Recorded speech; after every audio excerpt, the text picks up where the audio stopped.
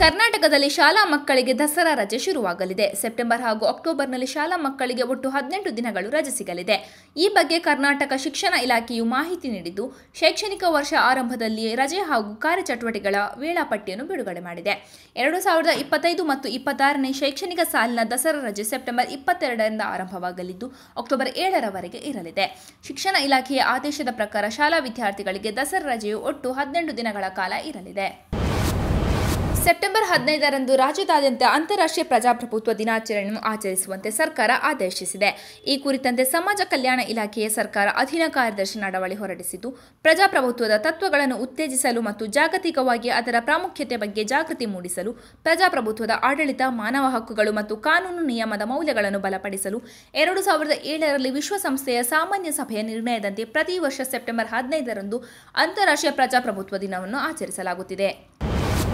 ಬಿಜೆಪಿಯವರು ಧರ್ಮಗಳ ನಡುವೆ, ಜಾತಿಗಳ ನಡುವೆ ಬೆಂಕಿ ಹಚ್ಚುವ ಕೆಲಸ ಮಾಡುತ್ತಿದ್ದಾರೆ. ಪ್ರಚೋದನೆ ಮಾಡುವುದೇ ವಿಪಕ್ಷದವರ ಕೆಲಸ ಎಂದು ಮುಖ್ಯಮಂತ್ರಿ ಸಿದ್ದರಾಮಯ್ಯ ಆಕ್ರೋಶ ವ್ಯಕ್ತಪಡಿಸಿದರು. ರಾಜ್ಯದಲ್ಲಿ ಅಶಾಂತಿ ವಾತಾವರಣ ಸೃಷ್ಟಿಸಿ ಜಾತಿ ಧರ್ಮದ ಹೆಸರಲ್ಲಿ ಜನರನ್ನು ಒಡೆಯುವುದು, ಎತ್ತಿಕಟ್ಟುವುದು ಬಿಜೆಪಿಯವರ ಕೆಲಸ. ಇದರ ಜೊತೆಗೆ ಈಗ ಜೆಡಿಎಸ್ನವರು ಸೇರಿಕೊಂಡಿದ್ದಾರೆ. ಅವರ ಮಾತುಗಳಿಗೆ ಯಾರು ಕಿವಿಕೊಡಬಾರದು ಎಂದು ಹೇಳಿದರು.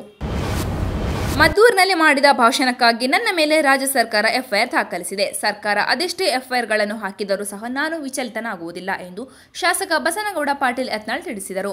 ಗೋಮಾತೆಯ ಕೆಚ್ಚಲನ್ನು ಕತ್ತರಿಸಿದಾಗ ಮಸೀದಿಯಲ್ಲಿ ಕಲ್ಲು ಶೇಖರಣೆ ಮಾಡಿ ಗಣೇಶೋತ್ಸವ ಮೆರವಣಿಗೆ ಮೇಲೆ ಕಲ್ಲು ತೂರಿದವರ ಮೇಲೆ ಮೊದಲು ಕ್ರಮ ಕೈಗೊಳ್ಳಲಿ ಎಂದು ಸರ್ಕಾರಕ್ಕೆ ತಿರುಗೇಟು ನೀಡಿದ್ದಾರೆ.